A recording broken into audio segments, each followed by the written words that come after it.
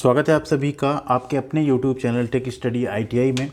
एक government job आई हुई है, परमानेंट जॉब है, पूरी तरह से किसी भी तरह की अप्रेंटिसशिप या कॉन्ट्रैक्ट बेस की जॉब नहीं है। तो Orissa hydro power corporation limited यानी OHPC की तरफ से वैकेंसी निकाली गई है। एंड आप ऑफिशियल पेज पे देख सकते हैं, पहला नोटिफिकेशन यहाँ पे दिख रहा है, advertisement for recruitment to the post of TNE trainees. ठीक है, तो यहाँ पे यही वैकेंसी है। एंड इस वैकेंसी के बारे में पूरी डिटेल देखेंगे, कौन कौन एलिजिबल है, कौन कौन अप्लाई कर सकता है।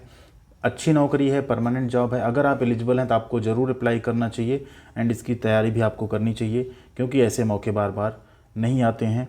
एक gold rated state PSU company के अंतर्गत आती है ये। ठीक है, तो ये यहाँ पे इसका ऑफिशियल नोटिफिकेशन है जो कि 27 सितंबर 2022 को जारी किया गया है। एंड अगर इंपॉर्टेंट डेट की बात करें तो जो फॉर्म फिलअप स्टार्ट होगा वो स्टार्ट होगा 12 अक्टूबर से। तो अभी आपके पास टाइम है। जो डॉक्यूमेंट्स आपके पास ना हो उन्हें आप ज़रूर बनवा लीजिएगा। लास्ट डेट रखी गई 11 नवंबर तक। फीस सबमिशन ऑनलाइन सबमिशन सबकी लास्ट डेट 11 नवंबर ही है। एंड आपका जो ऑनलाइन एग्जामिनेशन होगा कंप्यूटर बेस्ड वो दिसंबर महीने में हो सकता है। इसके साथ साथ अगर यहाँ बात करें तो पोस्ट क्या क्या है, तो ये है technical non executive post TNE trainee की, जिसमें इलेक्ट्रिकल ट्रेनी यानी ऑपरेटर, इलेक्ट्रीशियन, लाइनमैन। फिर मैकेनिकल ट्रेनी में आपका mechanical, fitter, welder trainee, crane operator trainee और wireman trainee and store keeper trainee. इतनी वैकेंसी यहाँ पे निकाली गई है। अब अगर इस वैकेंसी की यहाँ पे बात करें नीचे टेक्निकल नॉन एग्जीक्यूटिव ट्रेनी की, तो यहाँ रेस्पेक्टिव ट्रेड में आप देख सकते हैं टोटल वैकेंसी कितनी है। इलेक्ट्रिकल ट्रेनी में 68 पोस्ट है टोटल, जिसमें से जो W लिखा है ना वीमेंस की पोस्ट हैं। जैसे ST में 24 हैं तो वीमेंस की 8 पोस्ट हैं, SC में 7 हैं तो वीमेंस की 2 हैं। इस तरह का आप यहाँ पे देख सकते हैं। मैकेनिकल ट्रेनी की बात करें टोटल 27 पोस्ट है, वेल्डर ट्रेनी की 3, क्रेन ऑपरेटर की 7, वायरमैन ट्रेनी की 7 एंड स्टोर कीपर ट्रेनी की 8 पोस्ट यहाँ पे निकाली गई है। इसके अलावा यहाँ बात करें आपका जो आपको सैलरी मिलने वाली है, तो सबसे पहले जो है 1 साल तक आपका यहाँ पे स्टाइपेंड जो रहेगा वो 13,000 है। स्टाइपेंड के बाद आप जब रेगुलर किए जाएंगे तो आपका जो पे मैट्रिक्स होगा 25,500 से 81,100 रहेगा। मतलब इनिशियल बेसिक पे 25,500 रुपये आपका रहने वाला है। इसके ऊपर आपको सभी तरह के अलाउंसेस मिलेंगे, तो आपकी सैलरी 35,000 या 30-35,000 के आसपास जाके स्टार्टिंग में बनेगी। सेम अगर बात करें मैकेनिकल ट्रेनी की तो सेम वही पे ग्रेड है, वेल्डर ट्रेनी में भी, एंड सभी में पे ग्रेड आपका जो है वही रखा गया है। ठीक है, अब नीचे चलें बात करें क्वालिफ़िकेशन की। इसके अलावा आपको जो ट्रेनीज़ होंगे उन्हें 200 रुपये पर मंथ जो है एक एडिशनल अमाउंट मिलेगा, जिसे हम मेडिकल अलाउंस कहते हैं। एंड 500 रुपये पर मंथ जो है आपको, अगर आप बेली मेला एंड UIHEP माखीगुड़ा इन सब रिमोट एरिया में जाते हैं तो आपको रिमोट एरिया अलाउंस 500 रुपये पर मंथ दिया जाएगा। बाकी जो बेसिक पे है DA HRA अदर अलाउंसेस जो हैं वो जो HPC का रूल है उसके अकॉर्डिंग आपको टाइम टू टाइम मिलता रहेगा। ट्रेनिंग पीरियड आपका 1 ईयर का होगा। आफ्टर 1 ईयर आप परमानेंट जब कर दिए जाएंगे तो आपकी पे स्केल काफ़ी अच्छी यहाँ पे हो जाएगी। इसेंशियल क्वालिफ़िकेशन की बात करें तो यहाँ पे इलेक्ट्रिकल ट्रेनिंग के केस में आपके पास हाई स्कूल होना चाहिए। इसके साथ साथ इलेक्ट्रीशियन ट्रेड में आपके पास ITI होना चाहिए, या अगर आपके पास ITI होना चाहिए साथ में यहाँ पे एक चीज़ और लिखा गया है, नेशनल अप्रेंटिसशिप सर्टिफिकेट अगर आपके पास है इलेक्ट्रीशियन ट्रेड में तो आपको प्रेफरेंस दिया जाएगा। देखिए, अगर आपने अप्रेंटिसशिप की है, यहाँ देखिए आपको फिर से फ़ायदा मिलेगा। आप अगर उड़ीसा स्टेट से हैं, आपने इलेक्ट्रीशियन में अप्रेंटिसशिप भी कर ली है तो आपको यहाँ पे फ़ायदा मिलने वाला है। हो सकता है आप रिटर्न में 50 नंबर स्कोर करो एंड एक बंदा 60 करेगा, लेकिन 50 वाले को लिया जाएगा, 60 वाले को नहीं। क्यों? क्योंकि आपने अप्रेंटिसशिप की है। सेम अगर फिटर की बात करें तो यहाँ फिटर होना चाहिए हाई स्कूल के साथ साथ, एंड साथ में अगर फिटर में अप्रेंटिसशिप है तो प्रेफरेंस मिलेगा। देखिए, अप्रेंटिसशिप नहीं है तो आप अप्लाई कर सकते हैं, बट है तो उसे डालिएगा ज़रूर, आपको उसका अलग से फ़ायदा मिलने वाला है। वेल्डर ट्रेनी के केस में वही है, एजुकेशनल क्वालिफिकेशन है, साथ में अगर अप्रेंटिसशिप आपने की है तो यहाँ भी आपको प्रेफरेंस मिलेगा। इसके अलावा अगर बात करें यहाँ पे क्रेन ऑपरेटर ट्रेनी की, तो इसके केस में आपके पास 10th एग्जामिनेशन पास होना चाहिए, वैलिड वर्कमैन C का लाइसेंस होना चाहिए, 5 ईयर्स का एक्सपीरियंस होना चाहिए operating electrical overhead travelling crane, जिसे हम EOT क्रेन बोलते हैं, मिनिमम 100 टन लोड का, या आपने ITI की हो मोटर मैकेनिक या क्रेन ऑपरेटर ट्रेड में तो भी आप अप्लाई कर सकते हैं। ठीक है, तब आपका ये नहीं भी रहेगा तो आप अप्लाई कर सकते हैं, बट बाकी चीज़ें जो हैं ज़रूरी होंगी। हाँ, अगर ये आपके पास है तो आप डायरेक्ट अप्लाई कर सकते हैं, ये सब चीज़ का ज़रूरत फिर नहीं रहेगा। इसके अलावा वायरमैन ट्रेनी के केस में बात करें तो आपका हाई स्कूल के साथ साथ वायरमैन ट्रेड में ITI होना चाहिए।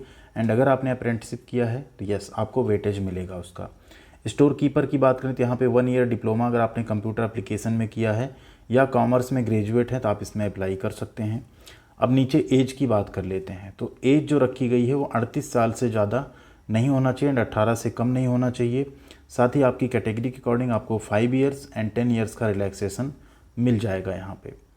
एंड रिजर्वेशन की बात करें तो जो उड़ीसा गवर्नमेंट का रूल है उसके अकॉर्डिंग रिजर्वेशन मिलेगा यहाँ पे। दूसरी बात जो सबसे इम्पॉर्टेंट चीज़ यहाँ पे है, आप किसी भी स्टेट से बिलोंग करते हो ऑल इंडिया में आप अप्लाई कर सकते हैं, लेकिन कुछ कंडीशंस हैं। ठीक है, नीचे चलेंगे। यहाँ पे अदर एलिजिबिलिटी कंडीशन में आप देखिए, कैंडिडेट को इंडिया सिटीजन ऑफ इंडिया मतलब भारतीय नागरिक हो तो अप्लाई कर सकता है, लेकिन जैसे दूसरी कंडीशन जाएगी सभी भारतीय नागरिक वहाँ से एलिजिबल होने बंद हो जाएंगे। यहाँ पे क्या है, he she must be able to read write and speak Odia fluently and must have. देखिए आप रीड यानी पढ़ भी सकें, ठीक, लिख भी सकें एंड बोल भी सकें क्या, उड़िया लैंग्वेज को फ्लुएंटली एकदम धारा प्रवाह तरीके से।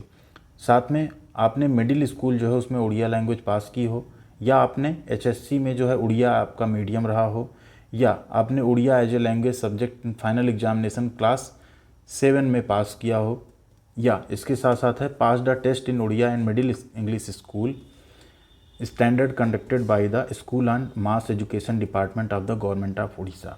मतलब अगर सिंपली आपने 8th में 7th में 10th में कहीं भी आपने उड़िया लैंग्वेज पास की है, आपको उड़िया बोलना उड़िया लिखना आता है, तब तो आप यहाँ पे एलिजिबल हैं, अदरवाइज़ आप इसमें फॉर्म अप्लाई नहीं कर सकते हैं। ठीक है, तो क्लियरली इसमें यह है कि अगर आप उड़ीसा स्टेट में पढ़ाई कर रहे हैं तो आपने ये सब पढ़ाई होगा तो आप अप्लाई कर सकते हैं। आप बिलोंग किसी भी स्टेट से करते हो बट ये चीज़ें फुलफ़िल करना चाहिए। आप चाहे यूपी से हों, चाहे बिहार से हों, चाहे दिल्ली से हों, चाहे महाराष्ट्र से हों, कर सकते हैं, लेकिन जो कंडीशंस हैं उड़िया बोलने वाली, लिखने वाली, एज ए सब्जेक्ट पास करने वाली, वो सब अगर आपके पास है तभी आप अप्लाई कर सकते हैं।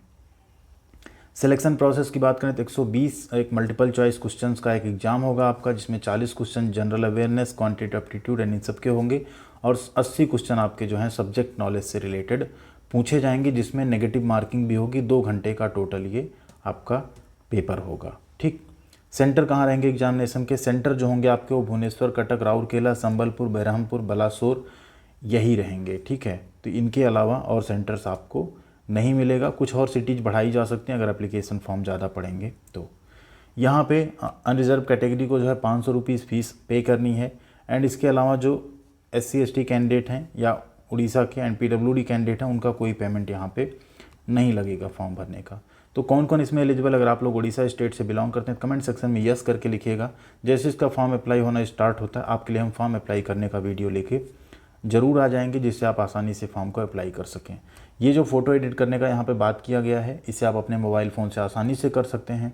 कैसे करना है उस पर हमने एक वीडियो बना दिया है। उस एप्लीकेशन की मदद से आप बिल्कुल इस डायमेंशन को, इस साइज़ को, सब कुछ फ़ोटो की क्वालिटी को अच्छा रखते हुए कर सकते हैं। तो वो एप्लीकेशन आप जाके ज़रूर चेक कर लीजिएगा। एंड वीडियो बना के हमने बता दिया कैसे आपको करना है।